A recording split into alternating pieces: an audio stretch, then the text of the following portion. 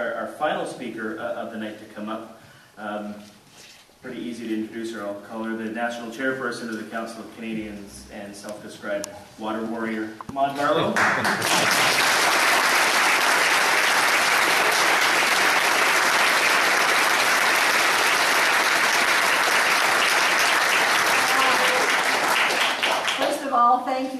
Thank you, all of you, for coming out on this beautiful night. We've had so few lovely spring nights, and I'm so touched and moved that so many of you have come here tonight. It's just fabulous. What a testimony. Thank you to Carolyn for your beautiful opening. Carolyn opened our first night in Toronto last night.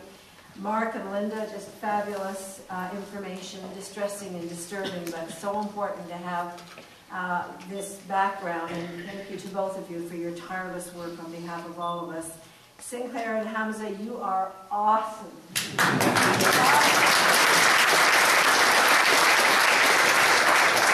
The Blue Communities Project is a project where we're working with the Canadian Union of Public Employees and trying to get communities, municipalities, to declare themselves a blue community by agreeing not to sell bottled water on their premises, to declare water a human right, and also a public trust, a public service, so not to privatize water services.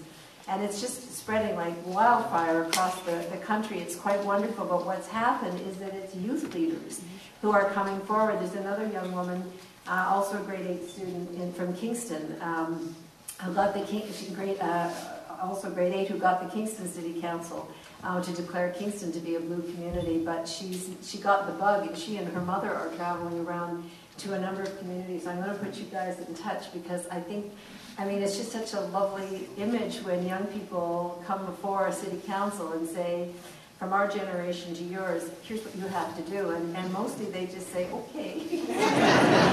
So I'm thrilled and delighted with you guys particularly.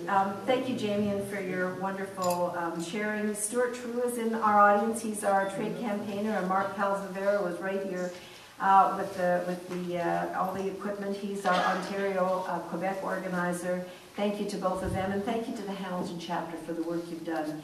And I just want to say that this church is part of the Unicamp family fighting the big mega quarry, and we're 100% with you, 1,000% with you. That quarry must never, ever, ever be allowed to be built.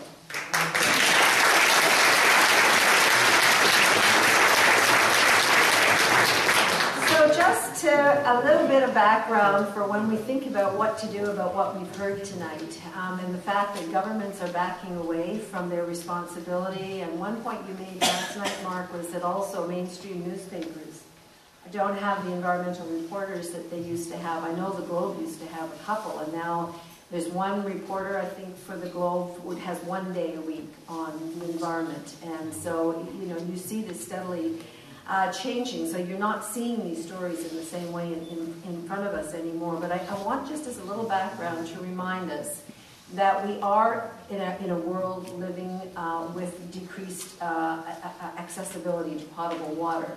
This is something we all learned about grade 6 wasn't possible. We all learned that there's a finite amount of water. It goes around and around in the hydrologic cycle and can't go anywhere. Not only is it the same amount of water, but it's the same water that existed when dinosaurs roamed. But what we were taught, and what we didn't understand, I think, then, is that we are able to actually pollute, displace, and mismanage water so that it's not where we can get at it anymore. And there are many ways to explain that, and we don't have the time tonight, but just to tell you that there's a recent study by the big bottled water companies, in fact, and some of the big food service companies that depend on water, and they say that by 2030, the demand for water in our world will outstrip supply by 40%. So we are, and these are not, you know, this isn't the United Nations, it's also saying this, that this warning is coming to us in many ways.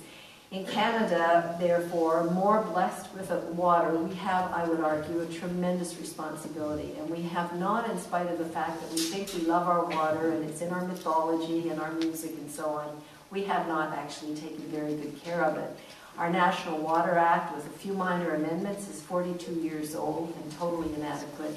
We don't have national drinking water standards. We haven't properly mapped our groundwater. We've put our water at risk in trade agreements and so on, and we certainly have not enforced the laws that we have. And as both both of our speakers, Linda and Mark, have said tonight so clearly. The federal government is now in the process of dismantling even what we had, which was not adequate, but an important start. So I just think it's important for us as we think about this to place it in a background of a fact that there are going to be millions and millions of water refugees in the world, and they are going to ask Canadians how we have taken care of our water heritage, and I think we should be ready with an answer, and it should be a better answer than we have right now.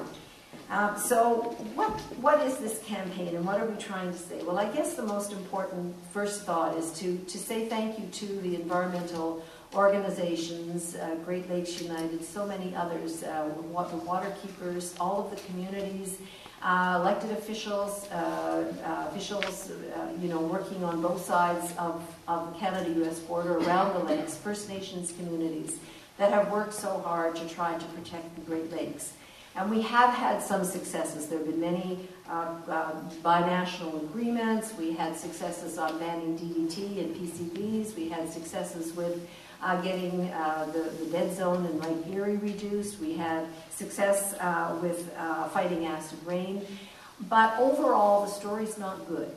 The story is now that things are not working again, and they're not working in an accelerating way. We've heard about climate change. We know that there's been a dramatic drop in ice levels in the last few decades, about 70% over the last few decades on the lakes. Massive pollution, 204 toxic pollutants in the Great Lakes. We still have untreated sewage runoff. We still have bunker oil. We still have nuclear waste from over 30 reactors on the shores. We still have massive contaminants from agribusiness and 43 what are called areas of concern. These are contaminated sites that are dangerous to people and nature.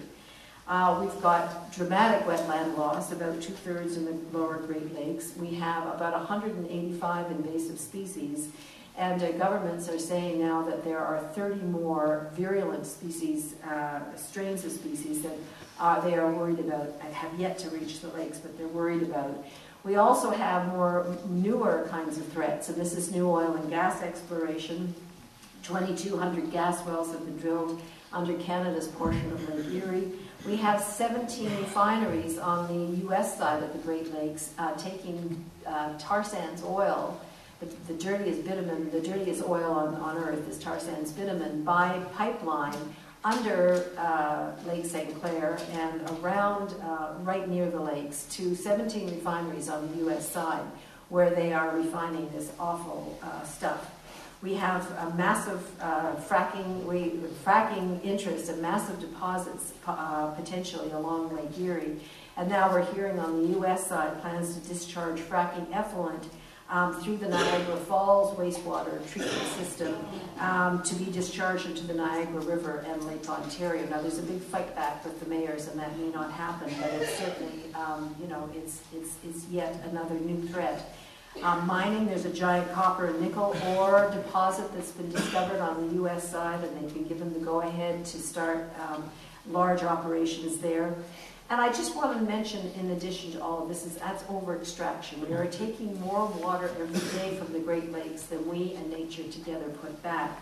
And that's, we've got a bore well technology to pump this water that we didn't have 50 years ago. You've got to try to imagine bore wells going as deep into the groundwater as Chicago skyscrapers go into the air and pump absolutely mercilessly. There was a recent study on groundwater extraction around the world and how fast we are extracting and destroying our groundwater. And they said, well, we didn't study the Great Lakes, but if the Great Lakes are being extracted at the same rate as groundwater is globally, the Great Lakes could be, and I quote, bone dry in 80 years. Doug Hafner, who is the University of Windsor leading scientific authority on the Great Lakes, says we are now on a crisis pathway. Something is going to collapse. Now, how has it come to this? I think it's partially because we deal with most of these issues separately, both as issues but also with all the different jurisdictions around the lakes, and that's a problem. But I think the bigger issue here is that there are dueling visions of what these lakes are, and one side has been consistently winning. While many of us see the Great Lakes as a precious watershed that gives us life and gives us livelihood to the millions who live around them, Others see the Great Lakes as a great big dollar sign, the industrial engine of North America, and our resource to do what we want with for our pleasure, our profit, and our convenience.